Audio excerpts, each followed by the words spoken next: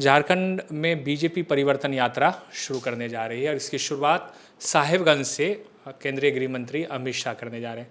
Sir, क्या परिवर्तन करना चाहते हैं आप लोग?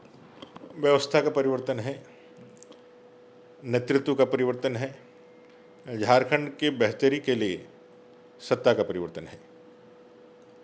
5 साल पहले जब चुनाव हुए थे तो इंडी गठबंधन को झारखंड की जनता ने मैंडेट दिया था। वो मैंडेट बेहतरी का था, उनके चुनावी घोषणा पत्र में किए गए वायदों के प्रति आस्था का था। आज जब 5 साल पूरे हो रहे हैं और नई चुनाव के लिए, नई सरकार के चुनाव के लिए हम जा रहे हैं, तो लोगों के बीच में एक भयंकर आक्रोश है कि जो उन्होंने वायदे किए थे पर्टिकुलर मुद्दों पे, विशेष करके युवाओं को केंद्रीकृत करके कि भाई हम सरकार में आएंगे तो 5 लाख बेरोजगारों को सरकारी नौकरी देंगे, 5,000 7,000 बेरोजगारी का भत्ता देंगे। अनुबंध कर्मियों को कहा था कि 60 साल काम का गारंटी देने के साथ साथ या अनुबंध शब्द को ही समाप्त करके उनके लिए परमानेंट नौकरी देंगे। ऐसे कई एक वायदे जिसमें 72,000 रुपया गरीब परिवारों को सालाना देना, 2,000 रुपया प्रत्येक महीना महिलाओं को चूल्हा खर्च देना, ये सारे कमिटमेंट करके एक अच्छी सरकार देने के लिए जो झारखंड के क्लेवर को रिप्रेजेंट करे, ऐसी सरकार देने का उन्होंने वायदा किया था। और झारखंड की जनता ने इन्हें 5 साल मौका दिया, लेकिन ये सारे वायदों पर वो खरा नहीं उतरे हैं।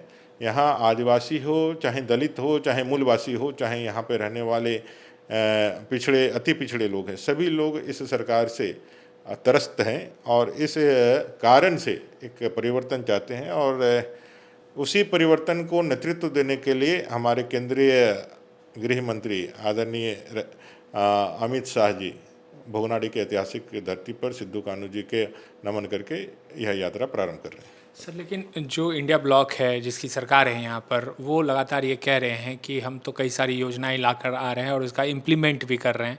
मतलब ग्राउंड पर जो है उस पर काम हो रहा है। जैसे झारखंड में अभी मैया समान योजना की सबसे ज़्यादा चर्चा हो रही है, तो वो तो ये दावा कर रहे हैं कि हमने बिजली बिल माफ़ कर दिया। इस तरह की योजनाओं के बारे में बता के कह रहे हैं कि हमारी सरकार ग्राउंड पर काम कर रही है। तो देखिए, योजना से दिक्कत नहीं है, योजना की नीयत से और टाइमिंग से दिक्कत है। जो वायदे आपने 5 साल की सरकार के लिए किए थे, चुनाव के 100 दिन बचने के समय यदि आप करते हैं तो प्रश्न तो उठता ही है। आपने कहा था 72,000 रुपया सालाना देंगे, तो उस हिसाब से आप देख लीजिए ये 5 साल में कितना बनता है लोगों का। 3,60,000 से ज़्यादा का उनको बनता है। 2,000 रुपया सालाना देंगे तो कितना रुपया बनता है। आप चुनाव के ठीक 100 दिन पहले आप ये योजना लेकर के आते हैं, जिसकी आप बात कर रहे हैं 1,000 रुपया की योजना, वो योजना लेकर के आते हैं। यही अंतर है भारतीय जनता पार्टी और बाकी रेस्ट पार्टियों में। भारतीय जनता पार्टी जो कमिटमेंट करती है उसको पूरा करने का काम करती है। उड़ीसा में अभी चुनाव संपन्न हुए। उड़ीसा के चुनाव में भारतीय जनता पार्टी ने अपने संकल्प पत्र में यह बात कही थी कि हम आएंगे तो सुभद्रा योजना लेकर के आएंगे, और 3 महीने के अंदर कल प्रधानमंत्री जी ने सुभद्रा योजना वहाँ लॉन्च कर दिया। मैंने कह सकते हैं कि 100 दिनों के अंदर सरकार बनते ही ये सारी योजनाएं धरातल पे उतरने लगी है। वहीं झारखंड मुक्ति मोर्चा, कांग्रेस और आरजेडी के गठबंधन की सरकार की योजनाएं अंतिम 100 दिनों में धरातल पे उतर रही है। ये साफ दिखलाता है कि आप लोगों को ठगने के लिए और सिर्फ अपने वोट की चिंता करके, और जो आक्रोश यहाँ पैदा हुआ है, उत्पाद सिपाही में 17 बच्चे रनिंग कंपटीशन में, मैंने कि फिजिकल टेस्ट में मर गए, पूरा युवा आक्रोशित है कि आपने नौकरियाँ नहीं दी। जो नौकरियाँ दी उसमें भी गड़बड़ियाँ हैं, सीजीएल हो, चाहे लैब टेक्नीशियन हो, चाहे नेट की परीक्षाएं हो, वो भी सारे परीक्षाएं कहीं फ्री एंड फेयर नहीं हो पाए हैं। आपने जो जांचें की है वो भी आई वास्ता। तो इससे सारा जो युवा से लेकर के सभी लोगों का जो समूह है वो पूरी तरह से आक्रोशित है, और राज्य की सरकार इस आक्रोश को दबाने के लिए एक डैमेज कंट्रोल के रूप में योजना लेकर के आई है। इस योजना का कहीं से भी दूर तक कोई संबंध नहीं है कि इससे महिलाओं का सशक्तिकरण हो। ये इस योजना का एक ही पर्पस है कि किसी न किसी तरीके से हम जो है वोट को वापस खरीद सकें। सर, आप खरीदने की बात कर रहे हैं, लेकिन मुख्यमंत्री हर मन से कह रहे हैं कि आप लोगों के पास सबसे ज़्यादा पैसा है, आपके पास पैसा छापने की मशीन है, इसलिए आप विधायक और हमारे जो हैं नेताओं को खरीद रहे हैं, तोड़ रहे हैं। मैं उनसे प्रश्न पूछता हूँ, आपके लोग हैं, आपके घर के लोग हैं, आपके घर के लोग आपको छोड़ के क्यों जा रहे हैं? एक तो ये जो खरीदने बेचने वाला जो मामला है ये पूरी तरह से गलत नैरेटिव है। आपको याद होगा कि यहाँ के 3 विधायकों को मुख्यमंत्री जी ने कलकत्ता में पकड़वाया था और उनको जेल की सलाखों के पीछे भेजा था कांग्रेस के। 3 इरफान अंसारी जी है, दीक्षित विल्सन कोंगारी, कोंगाड़ी जी हैं, राजेश कश्यप। राजेश कच्छप जी हैं। आज तीनों कांग्रेस के बड़े लीडर हैं। इरफान अंसारी आज मंत्रिमंडल के सदस्य हैं। तो भैया कोई अगर यदि किसी के खिलाफ यदि कोई काम करता है, अगर यदि कोई पार्टी के खिलाफ यदि कोई उसका यदि काम होता है, गलत होता है, उसका यदि आचार या उसका विचार जो है पार्टी के खिलाफ होता है, पार्टी से गद्दारी करता है, तो उसको सजा दिया जाता है कि उसको पुरस्कार दिया जाता है।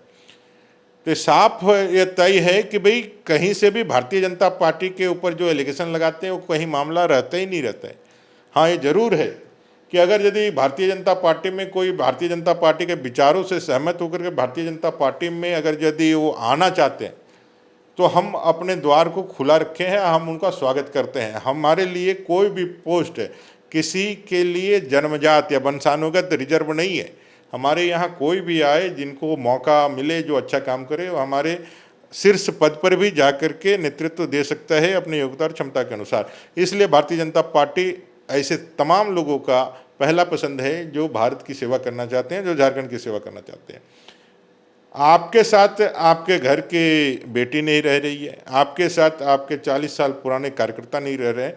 ये ज़्यादा चिंताजनक बात आपके लिए होनी चाहिए, ना कि भारतीय जनता पार्टी के ऊपर आप एलिगेशन लगाना चाहिए। एक भी एलिगेशन प्रूव करने का आपके पास कहीं कहीं कोई भी ना आपके पास सबूत है, ना आपका साहस है।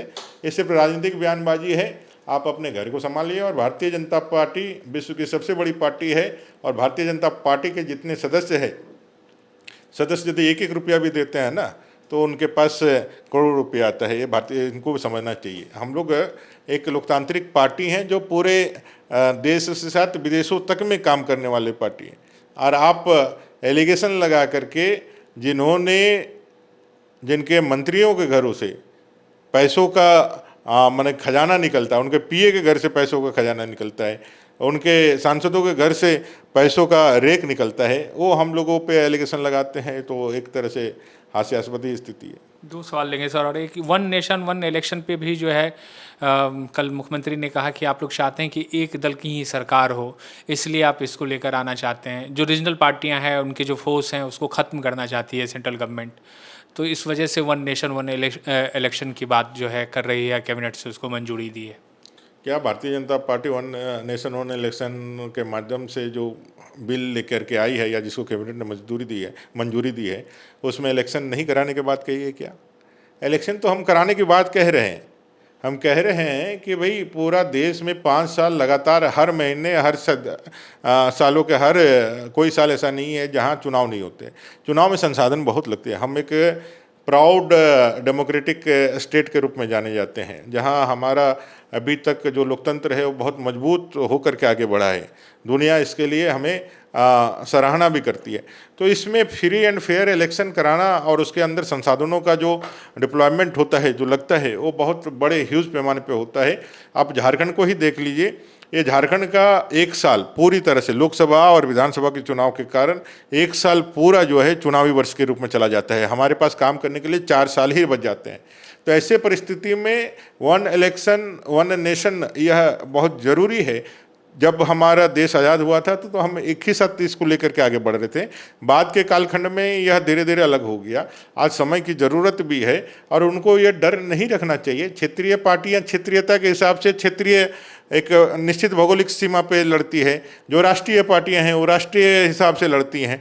तो जो राष्ट्रीय स्तर से जिनके सिद्धांत नीति जिनको लोग देखते हैं, पसंद करते हैं, वो राष्ट्रीय स्तर पर उनका फैलाव होता है। और जिनके लिए सिर्फ और सिर्फ अपना जो भौगोलिक क्षेत्र में ही क्षेत्रीय मुद्दों के साथ लड़ते हैं, उनका चुनाव होता है। चुनाव तो होंगे ही, चाहे आप कई एक चुनाव अभी हम लोगों ने देखा था, गांडे का उपचुनाव हुआ था और लोकसभा का चुनाव हुआ था। दोनों में वोट पड़े। लोकसभा में लोगों ने केंद्रीय मुद्दों को देख करके बीजेपी को जिताया, स्थानीय मुद्दों में उन्होंने झारखंड मुक्ति मोर्चा को पसंद किया तो उसको जिताया। तो इसमें अलग क्या बात है? इसमें अलग ऐसा कोई क्या परेशानी है कि नहीं हो सकता है? हमको लगता है सभी चीज़ों को राजनीतिक चश्मों से ऊपर देख करके कि राष्ट्रीय हित में भी कभी कभी सोच लेना चाहिए और इसको स्वागत करना चाहिए। बहुत शुक्रिया सर।